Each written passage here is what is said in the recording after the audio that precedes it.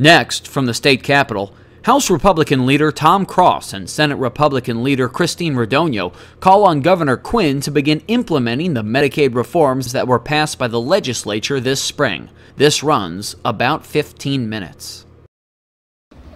Well, thanks everybody for coming. We just found out I've been gone for a couple months. Sarah's having twins, and for you guys, that's why she's sitting over there, so we're excited about that. We want to talk a little bit about Medicaid, and if you'll recall, we spent a number of months, in fact, longer than that, on the issue of Medicaid reform. And to Dale Ryder and Patty Bellock and our colleagues on the other side of the aisle, they spent a lot of time working on the whole issue of Medicaid reform because of the significance of it and the pressures on the budget.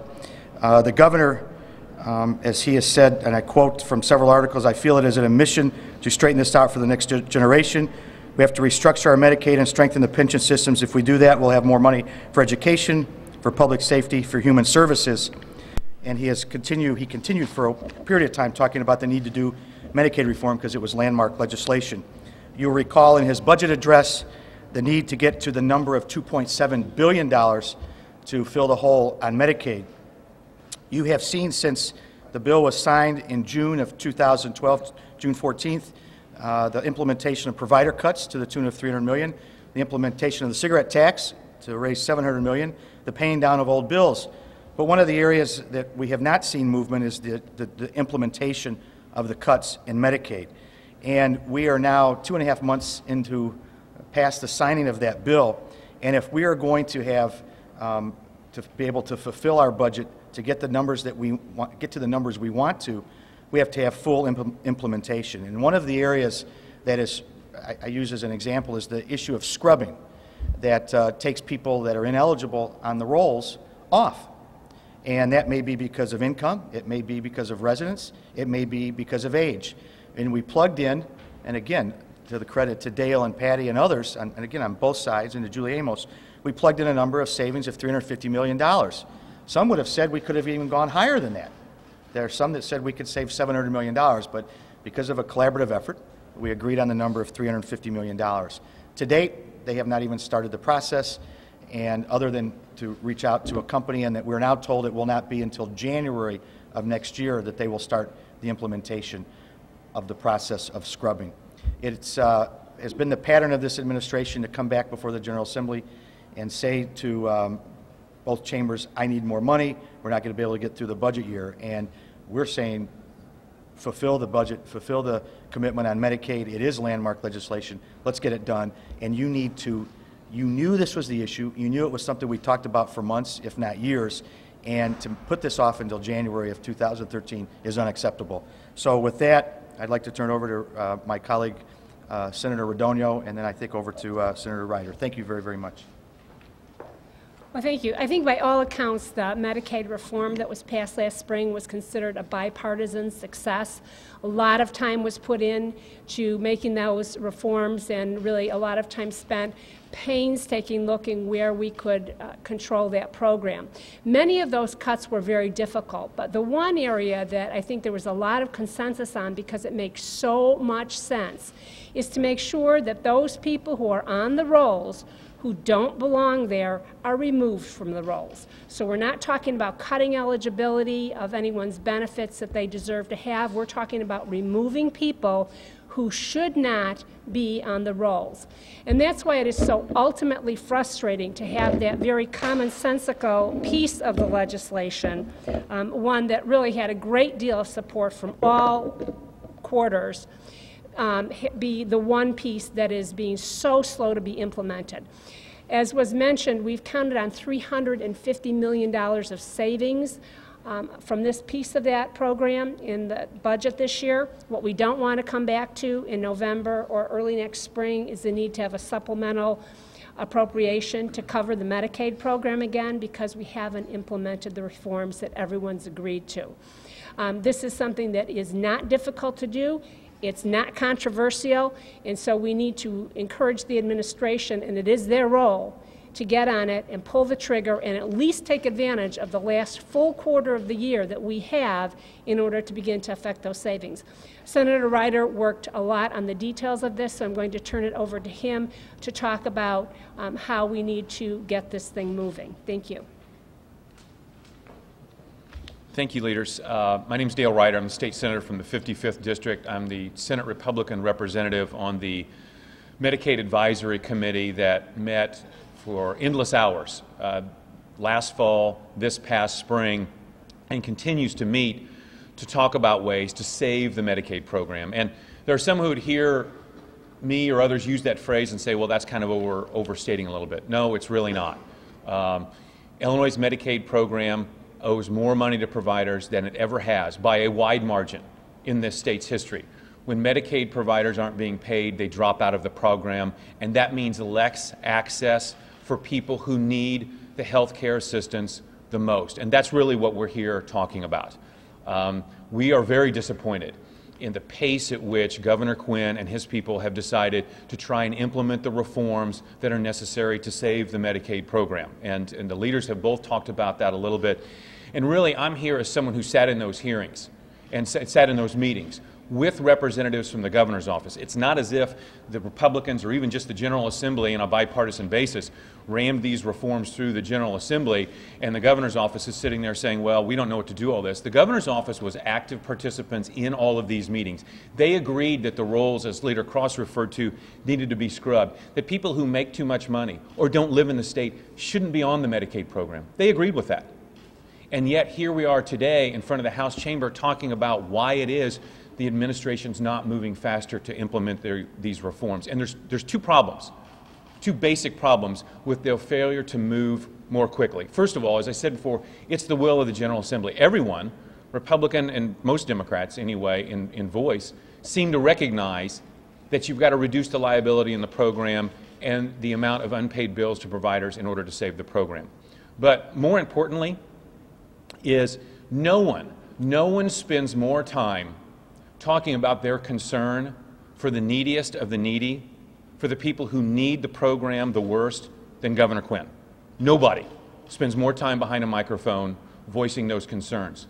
Yet it is exactly those people who will pay the biggest price for every day, every week, every month that goes by that his office does not implement the reforms, because that costs the program money. Leader Radogno talked about coming back in the fall and wanting to avoid coming back in the fall and having to move a supplemental appropriation. There's no money. There's no more money to be spent in the Medicaid program. So the only answer, if the administration doesn't do its job in implementing the reforms that the administration itself negotiated, will be we'll come back here in the fall or we'll come back here in the spring and the cutting process will begin again. Cutting down on programs or eliminating programs within the Medicaid program. If the governor doesn't want to see that happen, then his administration needs to move today to implement those reforms. Glad to answer any questions. How much is, you have mentioned it's the biggest in history, what is the number right now that's owed for Medicaid? At the beginning of the fiscal year, my recollection, that number was just right at $2 billion. Bigger than that. I mean, this particular reform is not the only one that the administration has been slow to implement. I appreciate that many people will say, well, you're inside of 60 days of an election and this is all about politics. Remember, we had a very similar press conference in the first 2 or 3 months of this year when the administration wasn't implementing the reforms that the General Assembly had passed the year before. And magically, after we all stood up in front of all of you and said the administration needs to get to work, a letter came out from the governor's office telling the federal government that they were going to implement the reforms the General Assembly had passed. And I mean, it appears that the only way to really get Governor Quinn's office to move forward on Medicaid reforms is to get in front of a group of people like you and call them out. And that's the purpose of today's press conference. So what's their advantage in not going out? Sure, go ahead. I think that, I mean, remember the kind of once eligible, always eligible policy that we have for Medicaid these days was originally implemented by the Blagojevich administration, because there were people in the Blagojevich administration who believed that you know, you shouldn't have a public aid system that has limits on it, that we should just simply continue to put people on if they say they need the help, regardless if they made too much money, regardless of where they lived in the state, or other criteria like that. Well, I think that that Governor Quinn's office still suffers from the same issue. I think that you have people in Governor Quinn's office who don't want to do these things. And I quite frankly, I think the other issue is they tell us they can't get to them, that they just can't get them done. And I don't you call that a competency issue, or I'm sure maybe they'll call it a manpower issue, but I think that's the other issue. Don't they have like people sitting around that can make calls to some of these folks that just right to find out if they're eligible? I think the possibilities of what the administration could do more effectively on this are almost endless. But the best example is the contract that has been authorized in order to help scrub the rolls. That contract has been awarded, but for some reason now we're told that it won't be until January 1st until they can begin work on that. I mean, it's September 17th. What are we going to do beginning tomorrow and January 1st? I mean, why aren't those people, if the contract's been let, if we have an agreement, why aren't those people going to work now? Why aren't they making those calls or doing whatever else they can do in order to verify that those people should be on the Medicaid program? That's a great question. We'd like answered too. Well, the administration says that it's awarded the contract in record time, and they say they have to do a trial period to make sure lots of people are not kicked off who deserve to be on the program. They say it could be implemented as soon as mid-November, and they've said they've done this in record time for the size of the contract that they have. Well, I mean, I appreciate the administration's desire to pat itself on the back and say that it's doing something in record time, but I mean, you're talking about over 100 days for this trial period. And I don't see why 100 days is necessary. And again, let's go back to the reality that we face if the administration doesn't stop saying, you know what, we're doing things at record speed here. I mean, more people are going to be laid off this program. The Medicaid program will be cut further. The people that Governor Quinn says he's most concerned about will suffer more. And I think that the administration needs to focus in on that's the price that we'll pay here if we don't get this done. I also have a relatively higher level of confidence in this group that's been selected to implement it. They've been doing this in 18 states. It's not that they're unfamiliar with the process or the program.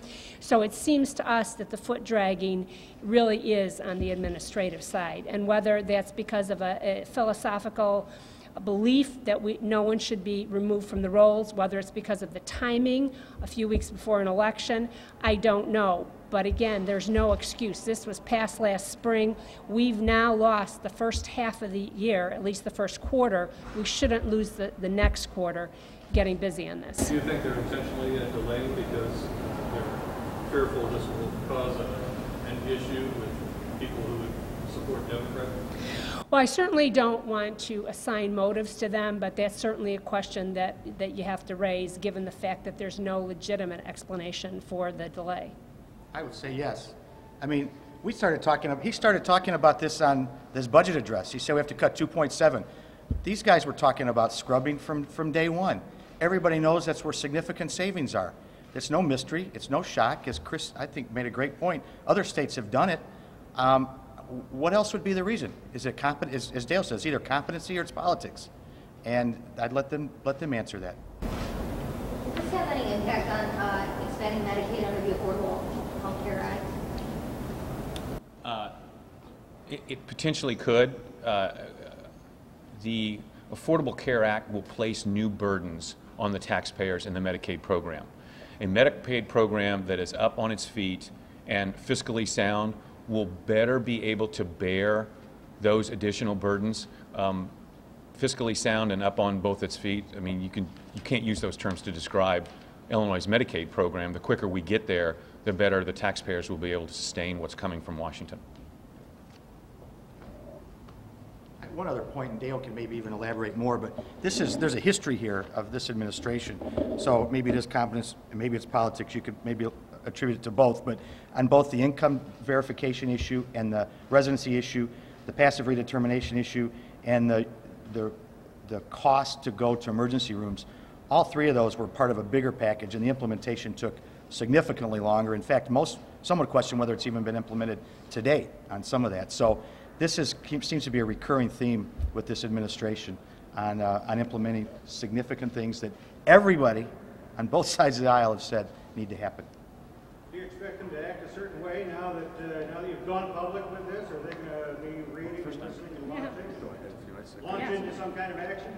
Worked the first time, so we're hopeful. You're watching the Illinois Channel, an independent nonprofit corporation formed to provide gavel-to-gavel coverage of Illinois state government and other public affairs events taking place across Illinois.